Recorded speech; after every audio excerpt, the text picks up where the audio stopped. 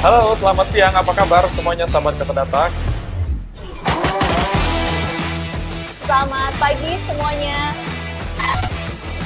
Esensi dari aktivitas ekonomi adalah pasar. Sekarang pasarnya nggak boleh eksis gitu, kecuali yang virtual seperti ini. Tadi Pak Agus menyampaikan bahwa memang harus ada beberapa hal sudah dilakukan untuk mendorong daya beli masyarakat. Pertanyaan berikutnya ke Pak Ganjar, Pak. COVID ini tidak bisa dilihat sebagai epidemiologi kesehatan saja, tapi juga masalah di bidang ekonomi. Rata-rata 25% rumah tangga di Indonesia yang memiliki sanitasi yang baik.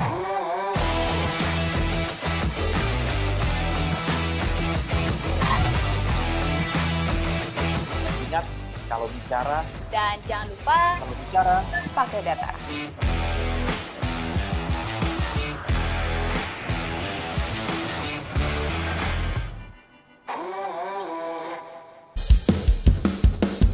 Ingat pesan ibu, pakai maskermu, cuci tangan pakai sabun, jangan sampai tertular. Ingat selalu pesan ibu, jaga jarakmu, hindari kerumunan, jaga keluargamu.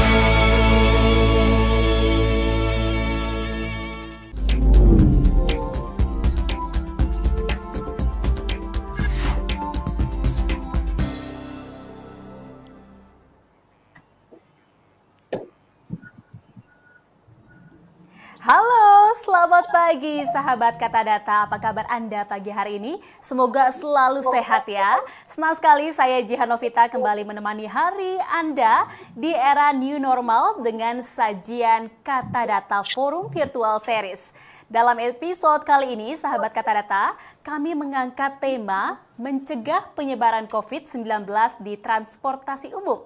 Acara ini didukung oleh Satuan Tugas Penanganan COVID-19 dan Gerakan Inisiasi Masyarakat, yakni Gerakan Pakai Masker.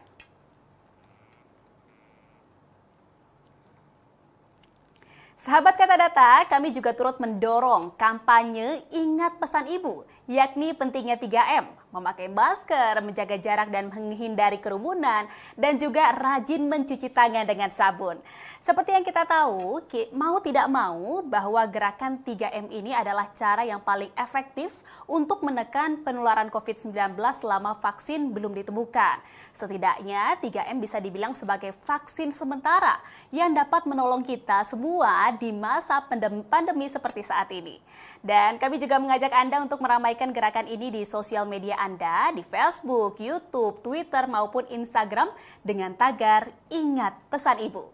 Baik, sahabat Kata Data, langsung saja saya perkenalkan para pembicara kita pada pagi hari ini yang telah bergabung melalui sambungan virtual. Selamat pagi dan selamat bergabung. Yang pertama ada Bapak Tri Ahmadi, Tim Pakar Perubahan Perilaku Satgas Penanganan COVID-19. Selamat pagi Pak Tri. Selamat pagi semuanya. Bagaimana Salam kabarnya sehat Pak? semua. Alhamdulillah sehat selalu. Sehat ya Pak ya? Karena saya Baik. selalu ingat pesan ibu. Ya, amin. Nanti kita akan berbincang Pak Tri. Selanjutnya saya ingin menyapa narasumber kedua, yaitu ada Ibu Laura Nafika Yamani, selaku Epidemiologi Universitas Erlangga. Selamat pagi Bu Laura, apa kabarnya? Selamat pagi Mbak Jihan, baik Alhamdulillah. Alhamdulillah, sehat semuanya ya Bu ya. Dan selanjutnya ada Ibu Ellen Tangkudung, selaku staf pengajar transportasi Universitas Indonesia. Selamat pagi Bu Ellen, bagaimana kabarnya? Selamat pagi Jihan, selamat pagi semua. Baik, kabar baik. Kabar baik, Alhamdulillah semuanya sehat. Pada pagi hari ini kita nanti akan berbincang-bincang dan perbincangan kita pasti sangat informatif dan juga spesial sekali. Baik sahabat Kata Data, episode kali ini kita akan mengangkat judul Mencegah Penyebaran COVID-19 di Transportasi Umum. Di mana per September lalu, Satgas Penanganan COVID-19 mencatat dari 944 pasien yang dirawat di Rumah Sakit Darurat RSD COVID-19 Wisma Atlet Kemayoran Jakarta, ada 62% terpapar akibat terlibat menggunakan transportasi publik. Karena itu, titik-titik rawan pada sarana transportasi, khususnya transportasi umum, harus menjadi pengawasan ekstra, terutama pada saat antre di dalam moda transportasi umum dan juga pada saat keluar dari moda transportasi. Resiko penularan di transportasi publik bisa ditekan apabila kedisiplinan masyarakat tinggi dalam menerapkan protokol kesehatan seperti memakai masker, rajin mencuci tangan dengan sabun dan juga menjaga jarak. Dan langsung saja kita mulai diskusi kita pada pagi hari ini. Saya ingin berbincang pertama dengan Bapak Tri Ahmadi dari Tim Pakar Perubahan Perilaku Satgas Penanganan COVID-19. Pak Tri, Ya. kalau kita berbicara tentang penularan COVID-19, ini memang sangat berpotensi terjadi di titik temu banyak orang, seperti salah satunya di transportasi umum. Sebenarnya menurut Pak Tri nih, seperti apa protokol kesehatan di transportasi umum yang harus diterapkan dan diberlakukan? Baik, terima kasih Mbak Jihan atas undangan diskusi kali ini. Dan memang betul bahwa transportasi atau persisnya titik simpul transportasi itu merupakan tempat yang dipandang rawan sebagai untuk penyebaran COVID. Kenapa di situ? Karena di titik simpul transportasi itulah berkumpulnya banyak orang dari banyak kalangan, jadi bukan hanya pasar saja, tempat ibadah, tapi ada juga titik simpul transportasi. Nah, oleh karena itu, pihak dari Satgas COVID-19 sudah berupaya untuk melakukan sosialisasi, termasuk juga dengan kerjasama dengan Kementerian Perhubungan. Kebetulan kami dan Bu Ellen bersama 4 perguruan tinggi juga terlibat dalam membuat protokol kesehatan di transportasi semua angkutan. Nah, kalau kita bicara transportasi umum, tentu bukan hanya transportasi di darat saja, tetapi juga transportasi di udara, di laut, dan di kereta api. Keempat itu sudah ditangani oleh 4 perguruan tinggi negeri di Indonesia, UI, ITB, UGM, dan saya di ITS. Dan kebetulan kami juga dilibatkan di dalam Satgas Perubahan Perilaku di Satgas COVID-19. Kami sudah membuat banyak panduan, diantaranya tadi ada 3M, saya kira itu sudah sangat mulai lihat perubahannya di masyarakat. Dan kalau kita merujuk kepada survei yang telah dilakukan oleh BPS, maka terbukti bahwa gerakan 3M itu sangat berguna untuk mengurangi penyebaran COVID-19. Protokolnya tetap menjaga jarak, mencuci tangan, dan yang paling penting adalah nomor 1 adalah memakai masker dengan benar, bukan hanya sekedar digantungkan saja. Itu yang saya kira banyak di masyarakat, karena memang ya pertama kali kalau nggak biasa itu rikuh lah atau ribet. Jadi itu 3 protokol utama yang patut diterapkan oleh masyarakat. Demikian saya.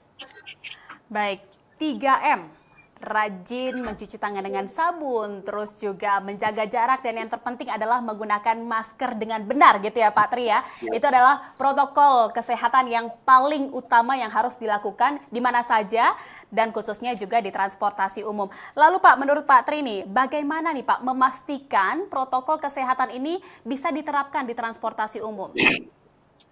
Ya, ini saya kira sangat penting. Dan waktu kami mengadakan kajian dengan Kementerian Perhubungan, Badan Litbang Perhubungan, maka pihak operator, baik operator di terminal, dalam hal ini di bandara atau di stasiun atau di terminal penumpang, semua diberi kewenangan untuk mencegah calon penumpang yang tidak memenuhi protokol untuk naik ke kendaraan umum. Dan saya lihat ini di bandara, di terminal penumpang di laut, di terminal, di stasiun kereta api, semuanya mulai antri tiketnya diatur dan dipastikan dia ada pengecekan suhu badan, kemudian dipastikan maskernya terpasang dengan benar, dan jumlah area berkumpul di terminal itu juga sudah dibatasi sampai 50%, bahkan 30% untuk areal yang cukup, yang luas. Dan tidak hanya berhenti di penumpangnya, termasuk di tempat parkir kendaraan.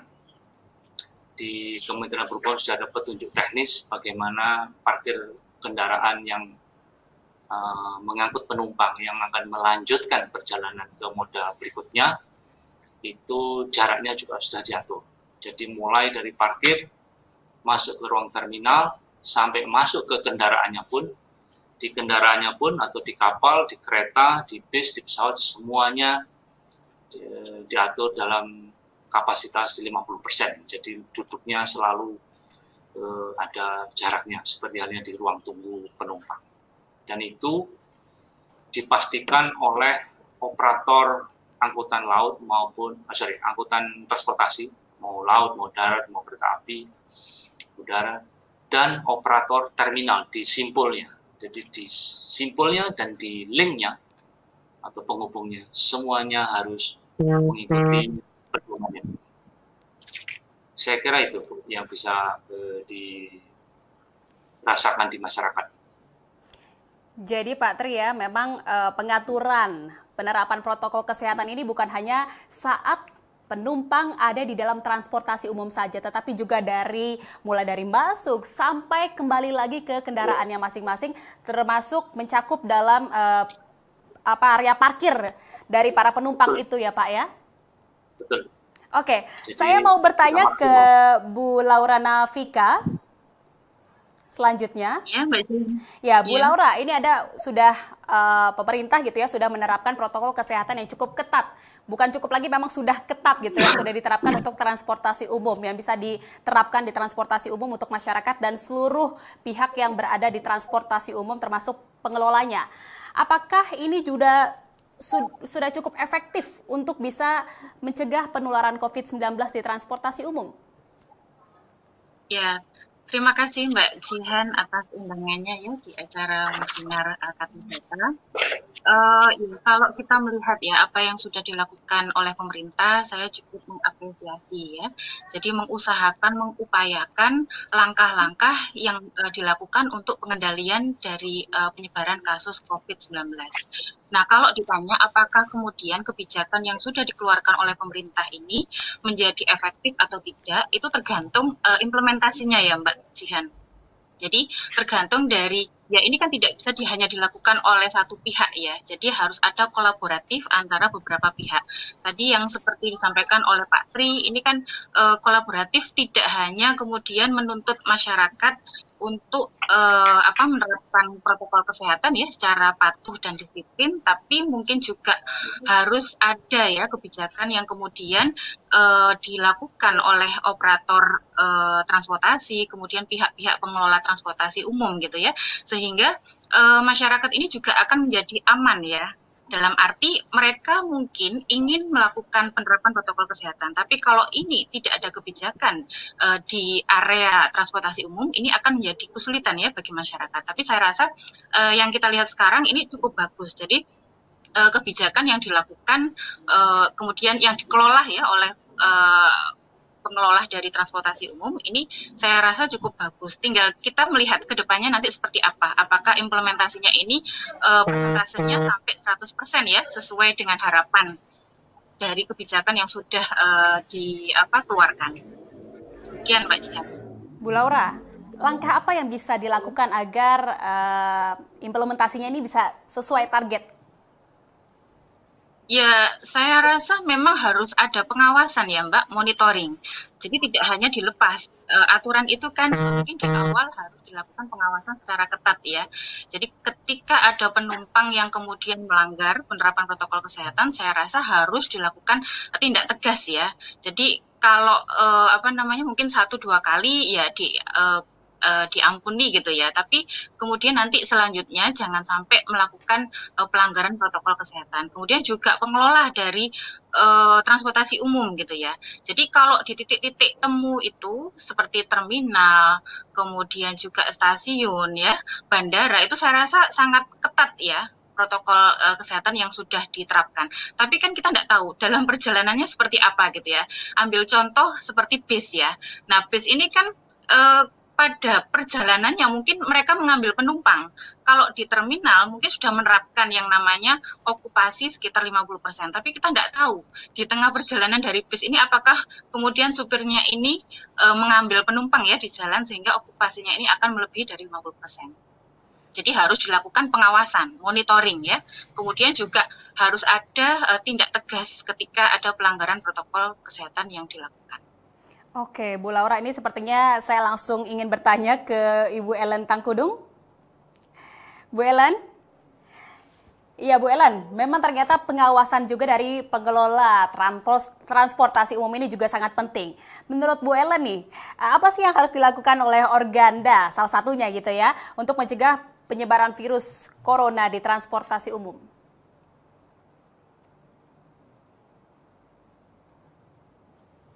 Ibu Ellen? Menghadapi, ya? Suaranya tadi sudah oke. Kurang keras? Ya.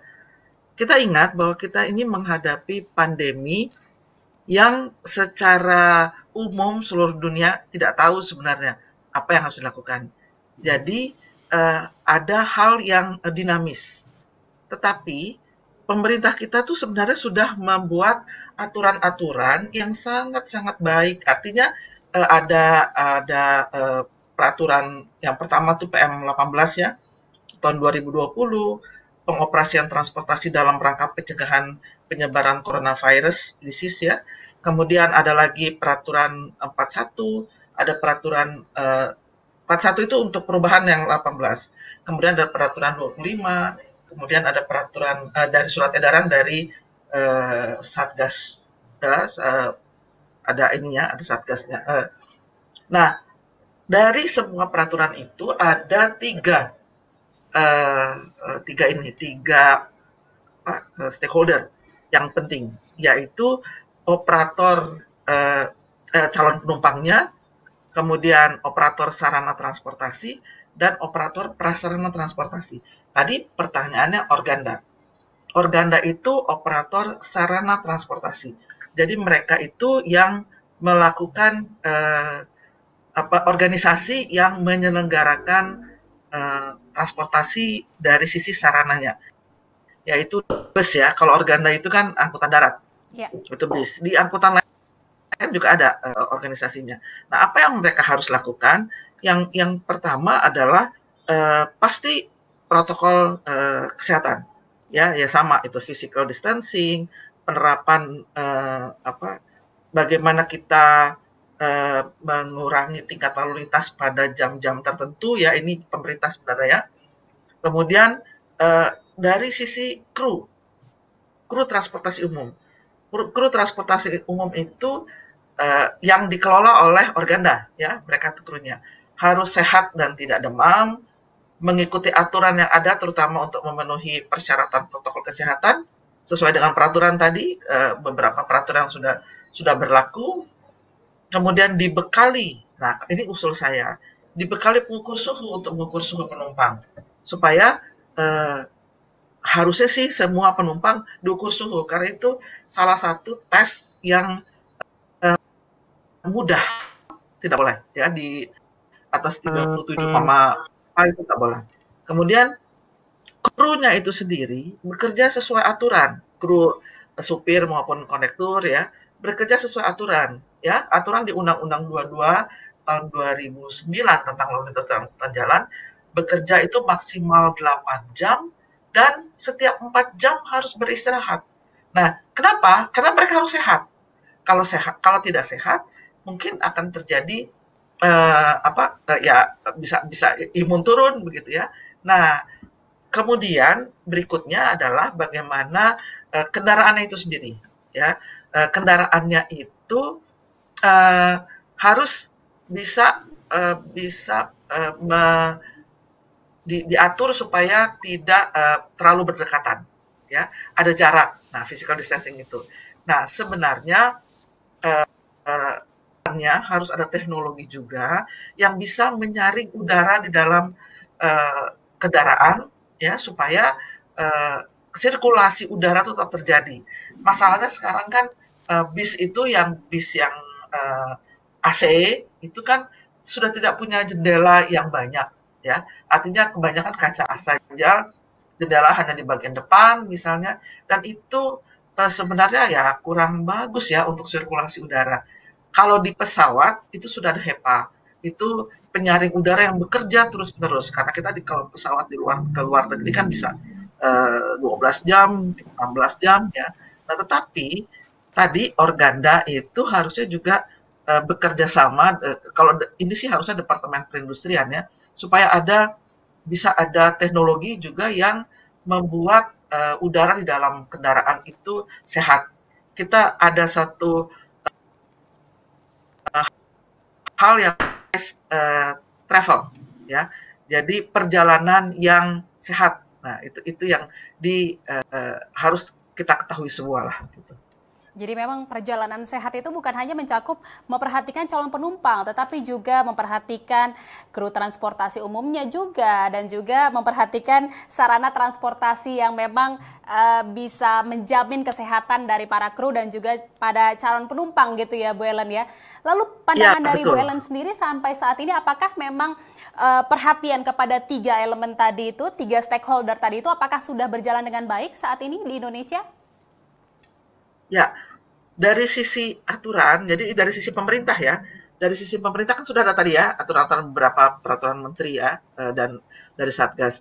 Cuma permasalahan di lapangan, artinya begini, kenapa terjadi antrian di terminal?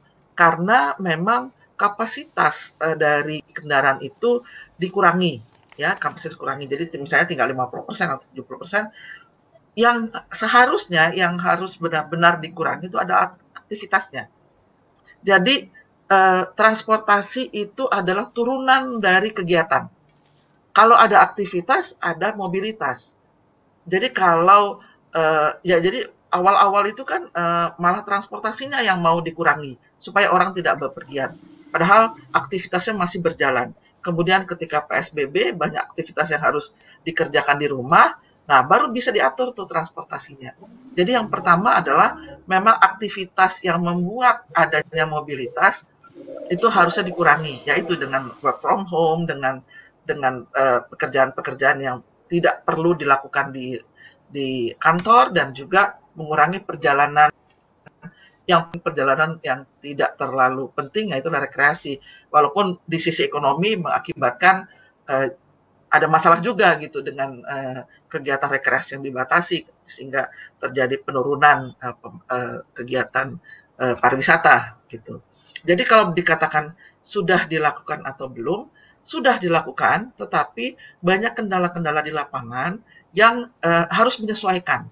Dan itu akan berbeda dari kota ke kota, dari sarana transportasinya, misalnya di MRT, berbeda dengan di bis, berbeda dengan di pesawat misalnya, atau di bandara dan di terminal, itu harus detail. Makanya saya tadi di awal mengatakan bahwa itu ada duka dalam penerapannya, karena kita tidak tahu persis dari awal. Kita belajar selalu setiap waktu, dan kita juga harusnya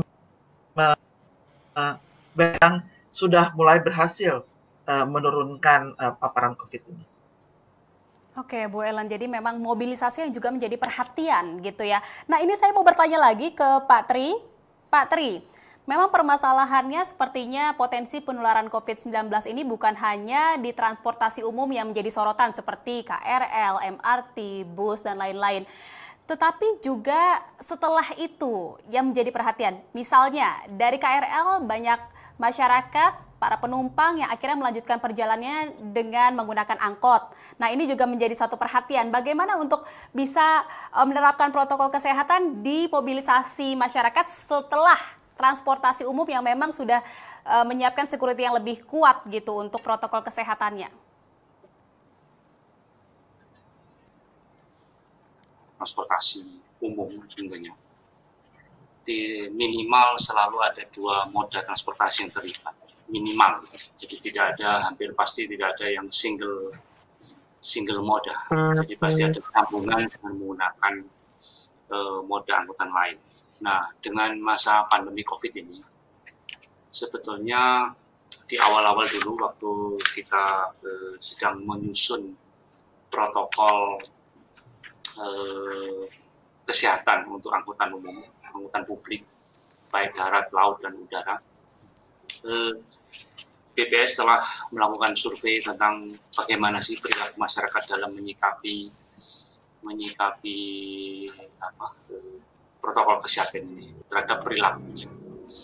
Nah, mungkin bisa ditayangkan beberapa slide, terutama yang slide 1 dan 2. Nah, di situ kita lihat bulan April dan September itu ada peningkatan dari yang menjaga jarak dari 72% menjadi. Nah, ini kalau kita lihat dari 3 protokol itu apakah semuanya sudah dilakukan oleh masyarakat? Kalau saya bisa merefer kepada survei dari BPS, kita bisa melihat perubahan dari April ke September bahwa untuk menjaga jarak orang mulai sadar, ya, naik dari 72% menjadi 74%. Tapi yang mencuci tangan itu turun dari 80% ke 75%. Ini saya kira berhubungan dengan tadi infrastruktur, karena di tempat terminal pergantian moda transportasi hampir dipastikan waktu April dan September itu belum semuanya tersedia fasilitas untuk melakukan cuci tangan. Dan yang paling bagus ada yang nomor 3, yaitu penggunaan masker yang naik sudah mencapai 92%. Artinya apa? Jadi dari survei dengan 92% pemakai kita itu, pengguna transportasi umum itu sudah banyak menggunakan masker. Nah, saya kira yang di tengah yang mencuci tangan, saya kira di situ pemerintah bisa menambahkan infrastruktur berupa fasilitas cuci tangan. Kemudian berikutnya, next, kalau kita lihat berikutnya lain hubungannya. Pada masa sekarang, sebetulnya masyarakat masih belum sepenuhnya kembali ke normal dengan menggunakan angkutan umum. Terbukti di sini dalam sebulan terakhir hampir 90% orang tidak menggunakan angkutan umum. Apa yang dipakai? Angkutan pribadi. Nah, jadi kalau nyambung ke mikrolet itu angkot 96%, hampir 100% malah. Orang sudah pakai masker semua. Justru pengemudinya yang belum. Kemudian kalau menjaga jarak itu belum sampai 50%, artinya apa? Pemilik angkot masih menggunakan karena kapasitasnya sedikit, kalau diisi 50% hanya 3 orang, ya pasti tidak mungkin mikrolet itu atau yang angkot itu dipakai untuk memenuhi 100%, 50% dari kapasitas. Ojol demikian, yang taksi pengemudinya 50%, yang bis bagus, kemudian kereta atau MRT juga sudah hampir 100% semuanya bermasker. Jadi di sini sebenarnya menunjukkan apa? Masyarakat pengguna angkutan umum sebagian besar, hampir 90% lebih itu sudah sadar bermasker untuk kendaraan umum apapun. Jadi kalau ditanya tadi, walaupun pergantian moda, rasanya masih bisa dijamin keselamatannya risiko penularannya. Nah, di sini menunjukkan bahwa kita aman menggunakan angkutan umum di masa pandemi ini selama mematuhi protokol kesehatan. Jadi angka ini menunjukkan hasil survei yang saya kira valid dan bisa diketahui masyarakat bahwa masyarakat aman menggunakan angkutan umum sekalipun harus mematuhi protokol kesehatan dengan penurunan kapasitas angkut. Saya kira itu. Terima kasih. Jadi memang kesadaran masyarakat untuk sadar akan pentingnya protokol kesehatan ini semakin tinggi gitu ya Pak Tri ya. Namun kita masih punya PR Pak Tri yang harus diselesaikan, yaitu angka positif rate sebesar 14% di Indonesia ya. Persentase itu menyatakan ada sekitar 3 sampai 4 ribu kasus baru perharinya, dan ini semoga saja masih bisa ditekan lagi dan pastinya akan terus menurun insya Allah. Nah, bagaimana lagi nih Pak langkah untuk bisa semakin menekan positif rate sebesar 14% di angkutan umum yang akan dilakukan saat ini? Ya, saya kira kalau regulasi, aturannya, dan penertibannya sudah ada semua, tinggal sekarang implementasi, seperti disampaikan tadi oleh Ibu dari UNER, bahwa bahkan juga implementasi di lapangan tetap menjadi kunci keberhasilan dari pencegahan peningkatan penularan COVID. Nah, di sini peran pemerintah maupun operator.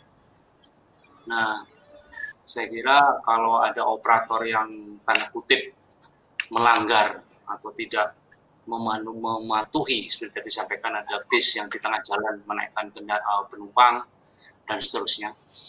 Jadi kadang serba susah kalau mereka tidak diangkut, tidak ada fasilitas transportasi yang lain, tapi kalau diangkut untuk mematuhi protokol kesehatan juga tidak bisa dijamin. Di situ kesulitannya. Jadi ada serba dilematis.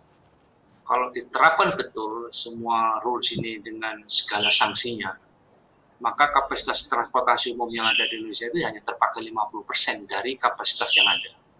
Pertanyaannya adalah, lalu publik mau menggunakan apa kalau kapasitasnya tidak bisa ditingkatkan? Kemudian kalau operatornya melanggar, kalau dia dikenakan sanksi misalkan, terus siapa yang akan menggantikan peran itu?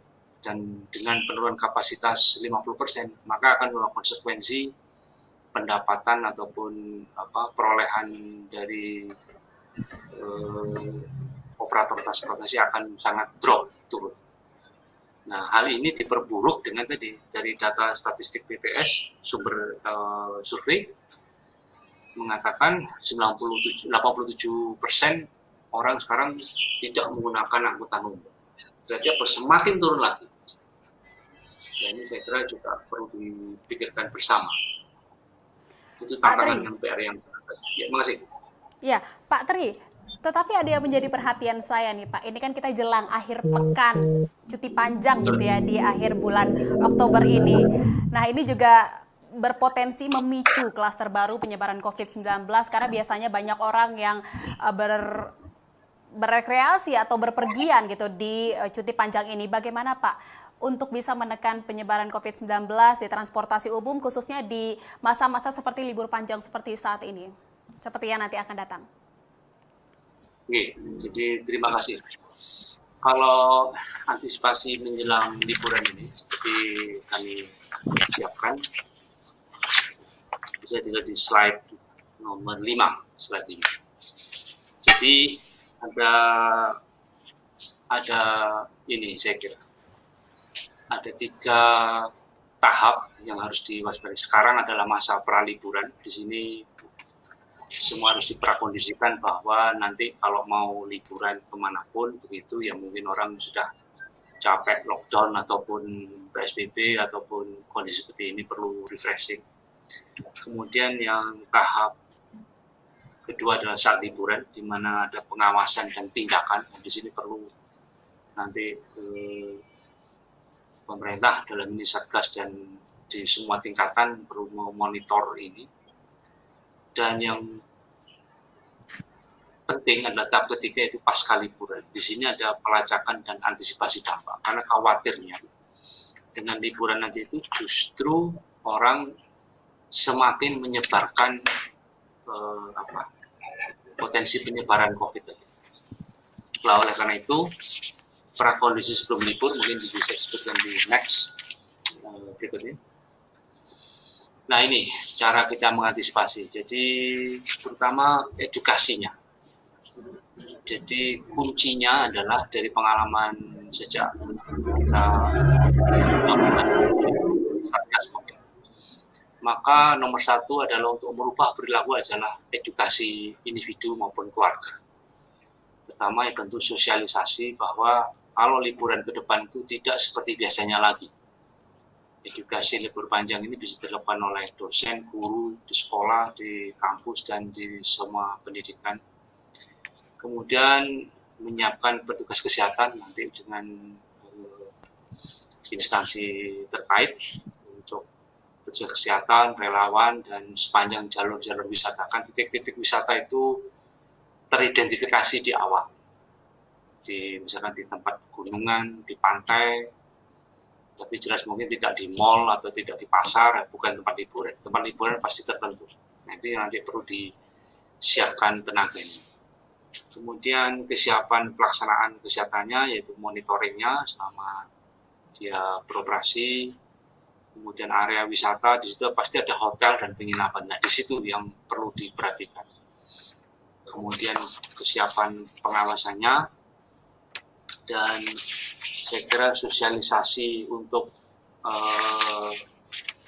semua titik yang menjadi perhatian para pelancong atau yang akan berlibur nanti adalah bagaimana dia bisa selalu diingatkan tentang protokol kesehatan. Next. Berikutnya mungkin kita bisa tunjukkan tempat-tempat. Nah ini, jadi di semua media, semua tempat untuk dilakukan pemasangan spanduk, poster, banner, stiker, videotron, running text, semuanya mengarah kepada ingat pesan ibu, ingat pesan 3M. Di rest area, di jalur lalu lintas, di terminal, bandara, stasiun, pompa bensin, semuanya diberikan sosialisasi seperti itu. Dan itu saya kira di semua negara itu juga sangat masif sosialisasinya. Kemudian dari unsur pemerintah daerah, next. Nah, ini peraturan tentang protokol 3M yang jelas dan tegas, pembatasan orang, jam operasional, kemudian disiapkan untuk rapid test secara random, kemudian sosialisasi untuk 3M secara kontinus, tidak ada hentinya. Jadi saya kira itu yang bisa kita siapkan untuk liburan panjang ini, karena kita harus mengantisipasi dari sekarang, karena itu minggu depan. Jadi sudah tidak ada lagi slot waktu kosong untuk tidak melakukan sosialisasi, supaya tadi next flight istilahnya ini, kenali dirimu, kenali musuhmu, kenali medan perangmu, 1000 kali kau berperang, 1000 kali kau menang. Nah ini perang kita tuh melawan COVID. Jadi semua sumber daya harus diberdayakan untuk memerangi COVID agar kita menang. Nah, saya kira itu, Mbak. Baik, terima kasih Pak Tri. Ini sangat informatif sekali dan saya jadi ingin bertanya ke Bu Ellen. Bu Ellen? Ya. Ya, Bu Ellen. Ini kan ada masa-masa seasonnya gitu ya, season yang memang harus diperhatikan seperti jelang libur panjang seperti saat ini. Apakah memang ada perlakuan khusus yang perlu ditambahkan oleh pengelola transportasi umum menghadapi masa-masa seperti saat ini atau jelang libur panjang seperti saat itu? Baik, kita ingat pada waktu cuti lebaran yang lalu, itu sampai banyak sekali sosialisasi, maksudnya pemerintah menginginkan supaya jangan mudik. Sosialisasinya tuh jangan mudik, di mana-mana itu ditulis ya spanduknya dan sebagainya. Karena waktu itu mungkin memang belum siap untuk mudik dan juga persyaratannya itu ketat ya. Waktu itu untuk keluar masuk Jakarta saja sudah harus mengisi form ya, seperti itu. Jadi belum lagi di tempat tujuan nanti ada mesti ada isolasi dan sebagainya. Kita lihat banyak sekali. Nah, tetapi dengan perjalanan waktu saat ini minggu depan itu kita ada libur, seharusnya itu sudah dipersiapkan lebih baik ya. Seharusnya ya. Tapi saya sendiri merasakan atau saya sendiri berpendapat bahwa sosialisasinya justru lebih sedikit daripada waktu cuti lebaran yang lalu. Karena kalau cuti lebaran itu biasanya sudah dipersiapkan 3 bulan sebelumnya, ya, dan sebagainya. Kemudian ketika sudah mau masuk di cuti lebaran, maka semua sosialisasi sudah dilakukan. Nah, kalau yang sekarang ini belum. Jadi kalau pertanyaannya apakah yang harus ditambahkan, ya itu sosialisasi. Ya, sosialisasi untuk seperti yang sudah disampaikan Pak Tri tadi, bahwa ada hal-hal yang harus sangat diperhatikan ketika mau berjalan ketika liburan ini. Dan liburan ini itu sebenarnya dari pandeminya sendiri kan belum berakhir. Jadi mestinya sih jangan libur dulu lah. Malah saya tuh berharap kita nggak usah libur dulu gitu. Jangan di sosialisasinya mari kita libur gitu. Terbalik gitu. Kalau kita katakan mari kita libur, walaupun memang diberi liburan, tetapi itu kita masih bisa jalan yang dekat-dekat saja misalnya ya, atau yang itu kan kita sebenarnya pemerintah kan ingin menaikkan juga kegiatan ekonomi. Itu jangan semua orang, karena kerumunan itu yang paling masalah gitu ya. Kemudian kita ketika liburan, kemudian di tempat-tempat pariwisata itu terjadi kerumunan, itu kalau dikatakan mari kita menegakkan hukum, sulit menurut saya. Sulit sekali, apalagi kalau sudah datang berombongan dan itu cukup jauh lokasinya misalnya. Jadi kalau saya dikatakan bagaimana harusnya ditambahkan, malah saya katakan jangan dikatakan ayo libur gitu. Justru sosialisasinya bukan itu gitu. Sosialisasinya jangan minggu depan kita liburan nih, kita mau kemana gitu. Demi kita menghindari COVID, demi masa pandemi itu kita terbebas dari COVID, ya mari kita liburan, tetapi jangan semuanya. Nah, bagaimana caranya adalah sosialisasi yang paling penting memang. Jadi dari sisi di rumah saja gitu ya, walaupun libur panjang. Iya, tetap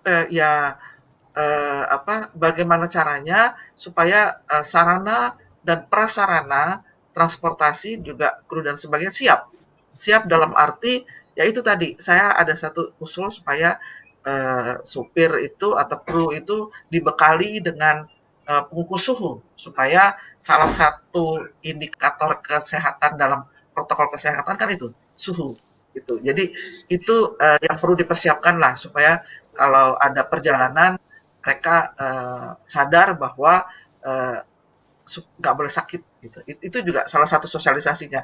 Jangan dalam keadaan sakit apapun ya, sakit apapun. Termasuk krunya tadi saya katakan harus banyak istirahat sesuai dengan aturan. Gitu. Termasuk juga pengecekan rutin COVID-19 ini juga memang dibutuhkan untuk para kru transportasi umum gitu ya Bu Ellen ya? Iya, jadi kru itu memang harusnya sih rutin ya. Minimal ada nanti bagian kesehatan lah ya, harusnya bisa memberikan arahan sebenarnya seberapa. Tetapi kan yang penting itu adalah sehat, imunitas tubuhnya sehat gitu ya. Jadi mereka harus beristirahat cukup, minum vitamin dan semua persyaratan supaya sehat itu lebih penting gitu. Seperti saya yang banyak kerja di rumah saja ini, ya saya sehat-sehat saja dengan segala macam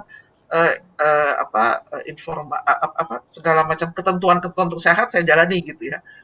Karena tes itu ternyata juga tes kan hanya sesaat ketika itu.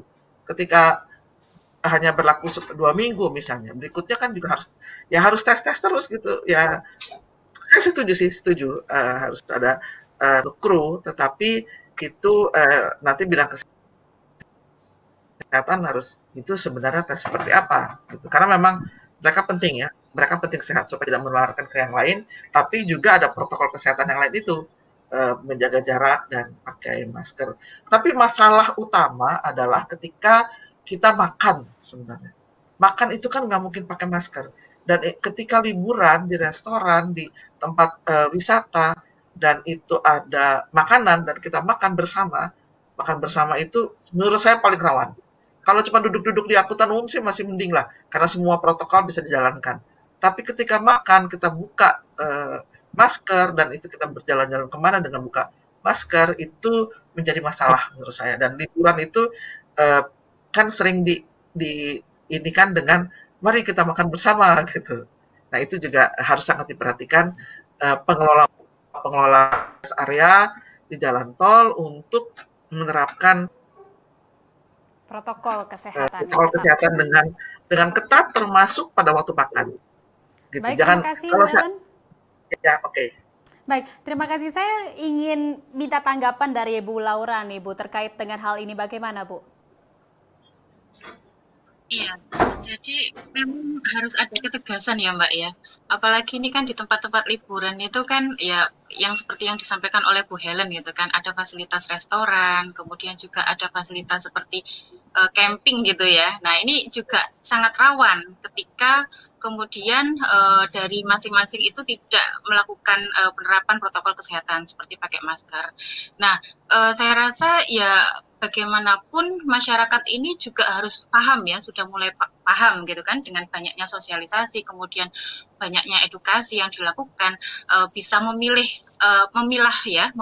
kemudian memilah mana yang harus dilakukan ketika masa pandemi gitu ya. Jadi saya rasa setuju dengan apa yang dikatakan Bu Helen, ketika kemudian ada libur panjang ya kalau bisa memang stay di rumah gitu. Kalaupun mau berlibur ya cari tempat-tempat yang mungkin dekat ya dengan lingkungannya. Jadi kawasan itu kan juga berpengaruh terhadap penyebaran ya Mbak ya.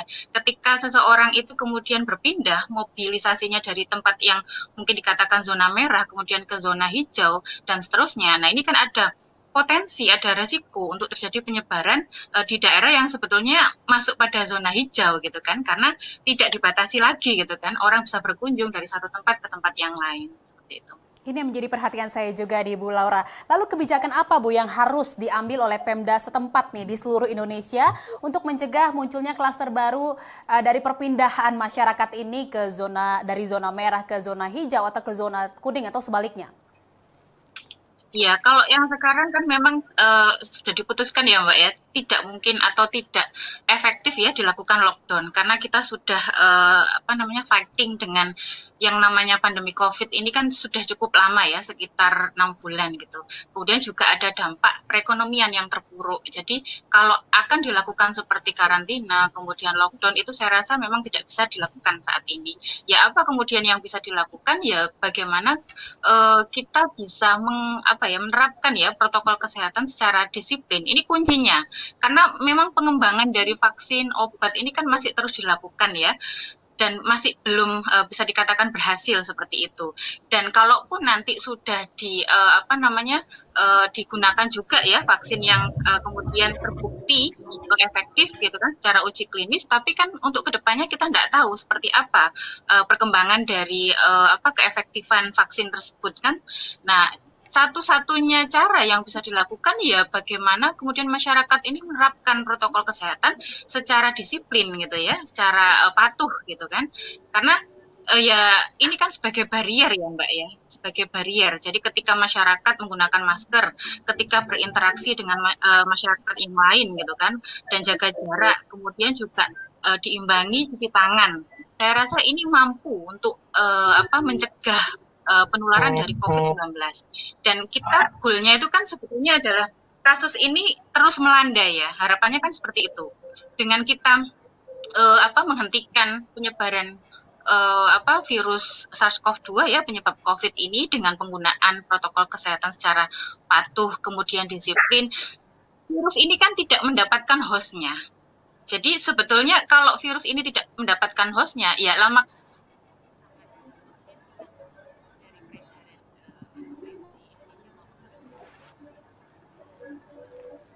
Baik, suara Bu Laura sepertinya tidak terdengar. Saya ingin bertanya lagi ke Bu Ellen. Ya. Bu Ellen, kalau kita berkaca di beberapa negara lain ya seperti Australia dan juga Tiongkok, sepertinya saat ini kasus coronanya sudah mulai menurun gitu ya. Nah, apa yang bisa dipelajari nih Bu terkait dengan mungkin Ibu sudah memiliki studi kasus tersendiri terkait dengan penggunaan transportasi publik di negara-negara yang mungkin sudah berhasil mulai mengendalikan penyebaran COVID-19 di negaranya? Ya. Dari beberapa referensi, dari beberapa hal yang kami pelajari di negara-negara lain itu ada satu kata sebenarnya disiplin. Disiplin itu sebagai penyadaran bahwa saya harus sehat. Dan disiplin itu bukan hanya penumpang atau pelaku perjalanan, tetapi juga dilakukan oleh pemerintah. Pemerintah itu harus disiplin dan juga operator ya dari sarana maupun prasarana. Jadi satu kata itu disiplin sehingga mereka tuh ada masa lockdown, kemudian setelah itu bisa dibuka karena selama itu mereka benar-benar totally lockdown awal, kemudian bisa perlahan-lahan dibuka walaupun di beberapa negara ada yang kemudian kembali lagi ya, ada naik lagi gitu kasusnya. Tetapi harus disiplin. Itu kata kunci yang saya pelajari dan memang kalau saya yang dari data-data kan memang Taiwan ya itu salah satu contoh yang bisa tidak menjadi besar COVID-nya dan atau malah sangat sedikit dan ya pimpinannya ternyata itu seperti Ibu Lora itu ahli epidemiologi ya. Nah sehingga dari awal mereka sudah melakukan cara-cara untuk bisa meredam penularan. Itu yang penting. Ya saya sih setuju dengan ini. Jangan kita mengharapkan vaksin. Vaksin iya, tetapi kan itu kita belum tahu ke depan gimana. Jadi yang penting adalah sekarang adalah disiplin. Dan itu yang bisa kita lihat dari negara-negara yang sekarang sudah berhasil sangat meredam pandemi ini. Oke, Bu Ellen, memang disiplin diri yang dibutuhkan gitu ya. Jadi jangan hanya mengharapkan dari kebijakan apa lagi gitu dari pemerintah yang diberlakukan di negara kita, tetapi juga kita mulai dari diri sendiri karena kesadaran diri itu adalah yang paling terpenting. Dan saya mau tanya lagi ke Pak Tri. Pak Tri, jika belajar dari negara lain nih Pak, kebijakan apa yang harus diambil untuk bisa mengantisipasi munculnya klaster penyebaran COVID-19 di transportasi umum? Ya, jadi kalau saya menilai dibandingkan dengan berbagai negara, kami sudah mengeksplorasi ada kurang lebih 12 negara yang kita lihat bagaimana mereka memberlakukan protokol kesehatan di angkutan umumnya. Seperti disampaikan oleh Bu Ellen tadi, rata-rata itu sama. Jadi dari awal, jadi ketika masih mulai menaiknya kurva penyebaran COVID, memang ini kan fenomena baru yang belum pernah ada. Jadi semua negara belajar tapi ada konvergensinya, ada titik temunya dari semua pembelajaran itu, yaitu apa? Disiplin dalam menerapkan protokol kesehatan dan satu lagi disiplin di situ artinya menyangkut kesadaran. Di luar negeri sudah ada himbauan kalau merasa simptom gejala penyakit seperti demam, batuk, pilek atau flu-like disease atau penyakit yang serupa dengan flu, dimohon tidak menggunakan angkutan umum dan stay di rumah. Itu kesadaran masyarakat mereka sangat tinggi dan sangat patuh. Itu yang menyebabkan pihak regulator di negara-negara yang masyarakat sudah patuh itu tidak terlalu capek untuk mengawasi penumpang umum. Nah di kasus kita kadang disiplin dan kesadaran tadi bahwa ini untuk dirinya sendiri dan untuk masyarakat itu masih kurang, walaupun sekarang sudah mulai tumbuh kesadaran itu. Jadi kalau kita lihat di negara lain sampai sekarang kesimpulannya itu sama, jaga disiplin dan protokol kesehatan dan kesadaran, dan hanya dengan itu yang bisa dilakukan untuk mengerem peningkatan penyebaran COVID melalui sektor transportasi umum. Jadi kalau regulasinya saya kira sudah ada semua. Jadi regulasi ada semua, sekarang tinggal waktunya adalah kesadaran dari masyarakat yang bisa berpartisipasi untuk mensukseskan regulasi tersebut gitu ya Pak ya? berjalan dengan baik regulasinya berkat dari dukungan dari masyarakat setempat. Oke, kita akan memasuki sesi Q&A dan sudah ada beberapa pertanyaan dari peserta yang saat ini telah tergabung bersama kami dari aplikasi Zoom. Dan pertanyaan pertama datang dari Cecil di Bogor. Pertanyaannya ditujukan kepada Pak Tri Ahmadi. Pertanyaannya adalah, kadang kalau kita naik kereta dan kendaraan umum lainnya, suka mendapati penumpang lain yang tidak menggunakan masker sesuai standar. Pertanyaannya, kita harus bagaimana? Apakah bisa melapor ke petugas? Pak Tri, bisa dijawab langsung. Ya, saya kira dengan kondisi yang extraordinary saat ini, tentu adalah hak penumpang untuk mendapatkan angkutan yang sehat. Dan kalau di dalam perjalanan itu ditemukan atau menemukan orang yang tidak menggunakan atau mematuhi protokol kesehatan dengan baik, saya kira Ibu atau Bapak bisa langsung melaporkan kepada petugas di situ. Dan sebetulnya sanksinya itu jelas, mau naik aja nggak boleh kok, jadi itu bisa diturunkan sebetulnya. Jadi bisa langsung ditindak di situ. Jadi jangan sungkan ya Pak, langsung lapor saja. Ya, jadi termasuk tadi Bu, itu menyangkut dari kesadaran. Itu cermin dari, itulah perbedaan dengan masyarakat di negara yang sudah terbukti turun kasus COVID-nya karena kesadaran mereka sangat tinggi. Jepang, Taiwan, dan di banyak negara maju yang justru masyarakatnya itu sudah tidak perlu aturan atau kontrol dari pemerintah, tapi mereka sendiri sudah sadar bahwa ini untuk kepentingan bersama. Baik, terima kasih Pak Tri. Ini ada pertanyaan selanjutnya dari Abdul Sukabumi. Kalau transportasi umum seperti KRL, MRT, Transjakarta, ada security atau petugas yang bisa memantau protokol kesehatan para penumpangnya. Lalu bagaimana dengan angkot atau metro mini? Siapa yang memantau? Bisa dijawab? Bu Ellen? Ya. Bu Ellen, Pak Tri, silakan. Hai. Anda, Ya, siapa yang memantau ya kalau di kendaraan-kendaraan angkutan umum yang kecil ya, bis kecil maupun angkot.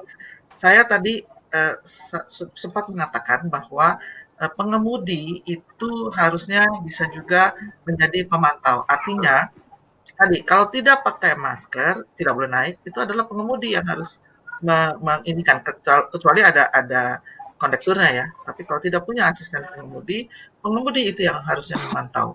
Dan ini bisa diajarkan ya, disosialisasi kepada mereka bagaimana caranya ya. Jadi kalau misalnya tadi saya malah mengusulkannya lebih ini lagi, pengemudi pun harusnya bisa dibekali dengan pengukur suhu supaya bisa diukur nih kalau misalnya yang mau naik harus dengan ini tertentu, walaupun itu bukan menjadi protokol kesehatan sekarang ya, sekarang kan lebih ke 3M itu, tetapi dari sisi operator itu lebih baik kalau misalnya pengemudi juga dibekali dengan itu. Jadi kalau metro mini misalnya, ya itu pengemudi atau kalau ada kondekturnya, mereka sendiri kan harus mau sehat gitu. Mereka sendiri harus dibekali dengan pengetahuan bahwa mereka itu harus sehat supaya mereka bisa bekerja dengan baik. Nah, oleh karena itu mereka harus memantau juga. Gitu. Nah, soal pemakaian masker kan memang harus ya, itu sudah keharusan. Nah, untuk hal-hal tertentu menurut saya bolehlah disiapkan juga masker yang bisa, kalau misalnya terpaksa dia harus naik angkutan umum, kita berikan masker ya, walaupun itu ya harus punya modal juga. Tetapi ini kan di masa pandemi itu harus semua punya peran. Gitu. Punya peran. Jadi disiplin itu si penumpang itu sendiri, tapi pengawasnya itu si kru itu juga harus bisa diberikan kewenangan itu. Terima kasih. Pak Tri mau menambahkan? Ya, saya kira disampaikan itu dari sisi organnya. Tapi dari sisi pemerintah sebetulnya kalau dia punya mendapati ada penumpang seperti itu dan operator dalam hal ini diwakili oleh pengemudi yang diam saja, itu hampir dipastikan dinas perhubungan setempat ataupun petugas di lapangan bisa langsung mencegah kendaraan angkutan tadi. Dan kalau memang sebetulnya itu kalau penumpang kan susah melihat dari depan, mestinya pengemudi lah gateway pertama. Jadi pengemudi itu mestinya nanti ada diberikan slogan gitu, jangan naik angkot saya kalau tidak mematuhi protokol kesehatan, atau slogan semacam itulah. Itu saya kira yang perlu disosialisasikan di semua angkot ataupun metro mini di seluruh kota di Indonesia. Jadi memang kesadaran dari pengemudi sendiri dan juga pengawasan yang ketat dari pemerintah daerah setempat gitu ya Pak Tri. Betul. Oke, ini ada pertanyaan lagi yang datang dari Febri dari Depok. Pertanyaannya ditujukan kepada Pak Tri lagi nih. Saat musim liburan akhir bulan nanti, mungkin banyak orang yang berencana berlibur atau pulang kampung ke luar kota. Apakah penerapan syarat rapid sebelum naik pesawat atau kereta api Indonesia sudah cukup efektif sebagai langkah pencegahan? Pak Tri, bisa dijawab langsung. Ya, saya kira sementara itu masih menjadi alat indikator yang ada, walaupun itu tidak berlangsung lama. Dan itu saya kira waktu kita diskusi dengan pihak Kementerian Kesehatan juga ada berbagai macam diskusi yang apakah masih terus menggunakan jenis tes semacam itu atau diganti dengan tes yang lain. Nah, ini saya kira semua juga sedang mengembangkan alat tes yang lebih praktis. Tapi sementara itu belum ada, rasanya tes swab dan seterusnya masih tetap bisa dipakai untuk sebagai indikator awal apakah si penumpang itu positif atau negatif dengan virus COVID. Baik, terima kasih Pak Tri. Ini ada pertanyaan lagi selanjutnya dari Cindy, Jakarta. Untuk pertanyaan ini ditujukan untuk Bu Ellen dan juga Bu Laura. Pertanyaannya adalah, pemerintah berencana meningkatkan kapasitas penumpang pesawat kembali ke 100%. Apakah itu memperbesar potensi penyebaran COVID-19 dan apakah kebijakan itu sudah tepat? Bisa dijawab terlebih dahulu Bu Ellen? Iya, baik. Tadi untuk pesawat ya, 100%. Oke, sebenarnya pesawat, apalagi untuk pesawat-pesawat besar, pesawat-pesawat jenis Airbus atau Boeing yang beroperasi saat ini, itu mereka sudah punya teknologi penyaring udara, ya, yang disebut HEPA, High Efficiency Particulate Air. Jadi penyaring udara itu kami sudah pernah mendengarkan bagaimana presentasinya ya, itu sudah sangat efektif karena menyaring 99% particulate. Namun persoalannya adalah itu harus benar-benar di-maintain, ya, dipelihara, artinya harus dicuci, harus dibersihkan dan sebagainya.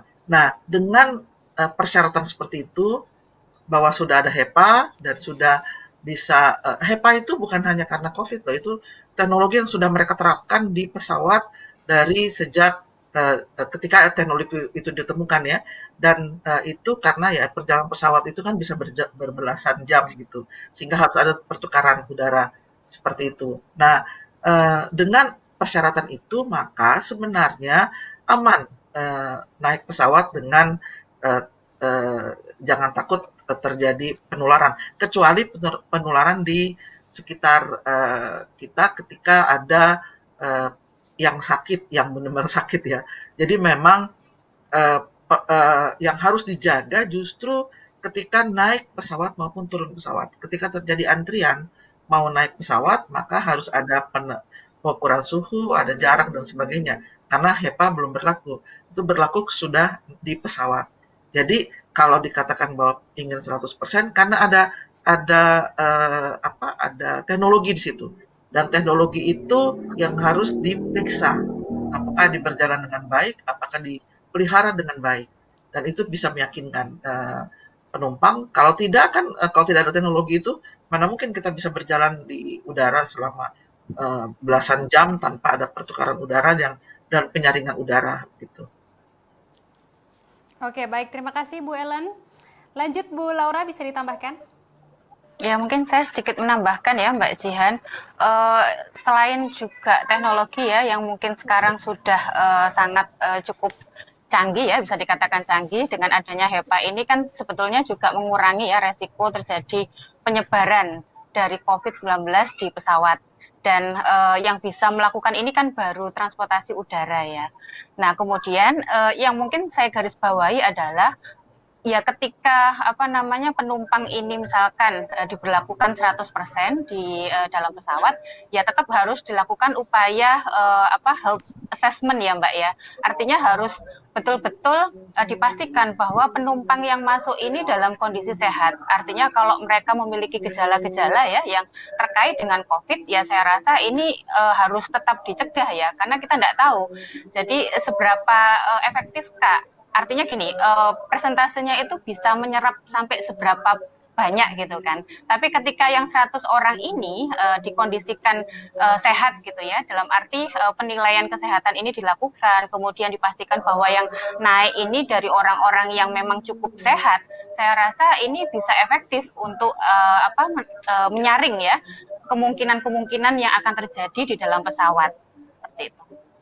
Baik, terima kasih Bu Laura atas penjelasannya. Ini memang sangat menjadi perhatian dan juga menjadi informasi baru untuk kita semuanya untuk bisa sama-sama mencegah penularan COVID-19 yang terjadi berpotensi di transportasi umum.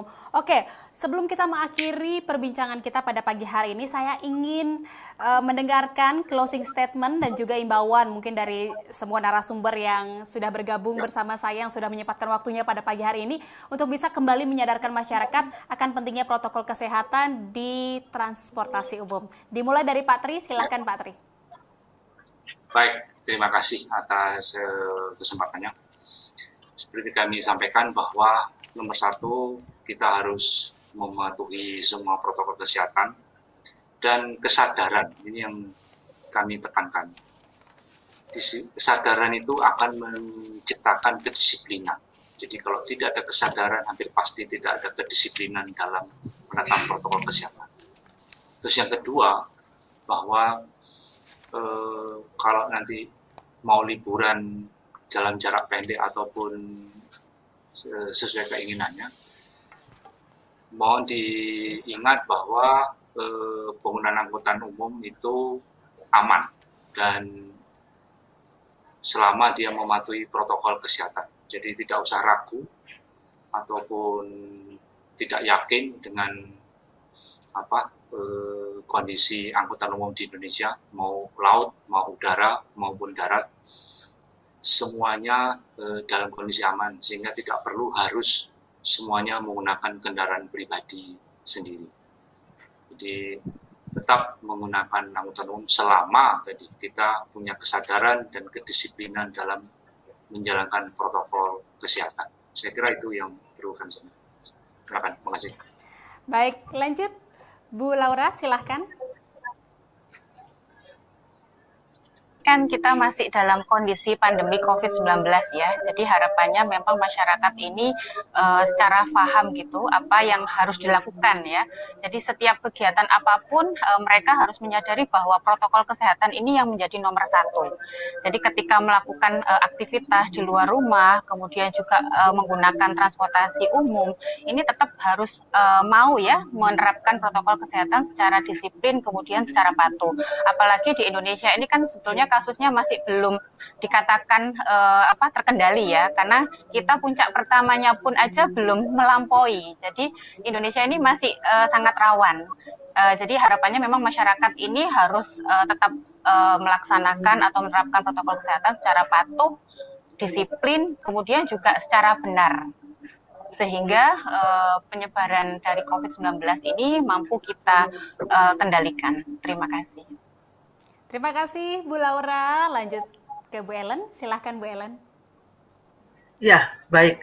Ada 3 peran dalam bertransportasi untuk melaksanakan protokol kesehatan, yaitu peran si pelaku perjalanan atau penumpang atau kita semua, kemudian peran dari pengelola sarana transportasi, bis, kapal, pesawat, dan kendaraan, semua kendaraan, ya, kemudian peran dari prasarana transportasi itu sendiri seperti di bandara, di pelabuhan, di terminal, tempat mereka bisa kemungkinan berkumpul. Semua harus berperan, ya. Artinya masing-masing harus punya peran dalam kegiatan transportasi ini sehingga kita sama-sama bisa melaksanakan protokol kesehatan. Di luar ketiga peran itu ada media, ada pemerintah dengan aturan-aturan harus tegakkan, ya, harus ditegakkan, ya, aturan sudah ada harus ditegakkan, dan berikutnya adalah media. Nah, dan satu lagi adalah keluarga. Ya, media ini memang ya seperti kata data sekarang ini melaksanakan, kita harus melakukan sosialisasi lewat media, dan yang tadi peran yang lainnya adalah keluarga. Keluarga artinya walaupun keluarga itu tidak bepergian, tetapi memberikan arahan-arahan kepada mereka yang bepergian untuk melakukan protokol kesehatan. Itu saja. Terima kasih atas apa yang sudah diberi kesempatan kepada kami untuk menyampaikan. Terima kasih Bu Ellen. Kalau boleh saya simpulkan, perbincangan kita pada pagi hari ini memang sebagai upaya untuk mencegah penularan COVID-19 di transportasi umum dibutuhkan kesadaran untuk menerapkan protokol kesehatan yang ketat dengan menerapkan 3M, yaitu rajin mencuci tangan dengan sabun, juga menjaga jarak, menghindari kerumunan, dan yang paling terpenting adalah memakai masker secara benar. Dan berbagai regulasi sudah disiapkan oleh pemerintah dan juga pemerintah setempat, pemerintah daerah, kota, kabupaten untuk bisa bersama-sama menekan potensi penyebaran virus corona, salah satunya di transportasi umum. Dan kita sebagai masyarakat juga sudah sepatutnya untuk meningkatkan kesadaran terkait dengan pentingnya penerapan protokol kesehatan agar kita bisa bersama-sama memerangi pandemi virus corona. Dan terima kasih saya ucapkan untuk ketiga narasumber yang sangat spesial pada pagi hari ini yang sudah menyempatkan waktunya untuk berbincang bersama saya dan juga Kata Data. Terima kasih untuk Bapak Tri Ahmadi selaku Tim Pakar Perubahan Perilaku Satgas Penanganan COVID-19. Terima kasih Pak Tri, sehat selalu untuk Pak Tri. Sehat semua. Amin, sehat semuanya. Dan juga terima kasih untuk Ibu Laura Nafika Yamani selaku Epidemiologi Universitas Airlangga. Terima kasih Bu Laura. Terima kasih Mbak Jihan, salam sehat. Salam sehat, sama-sama Ibu. Dan juga saya tidak lupa ucapkan terima kasih untuk Ibu Ellen Tangkudung selaku staf pengajar transportasi Universitas Indonesia. Terima kasih Bu Ellen. Ya, terima kasih sama-sama semua apa yang sudah di... Ya, terima kasih sekali lagi untuk seluruh narasumber yang sudah menyempatkan waktunya untuk berbincang bersama saya dan juga Kata Data di pagi hari ini. Sahabat Kata Data yang selalu setia menyaksikan webinar. Webinar ini didukung oleh Satuan Tugas COVID-19 dan Gerakan Pakai Masker atau GPM. Dan saudara, sekali lagi saya ingatkan Anda untuk selalu rajin mencuci tangan, menjaga jarak, menghindari kerumunan, dan juga menggunakan masker. Dan akhir kata, saya Jihan Novita beserta kru yang bertugas pamit undur diri. Jangan lupa, kalau bicara, pakai data. Terima kasih, sampai jumpa.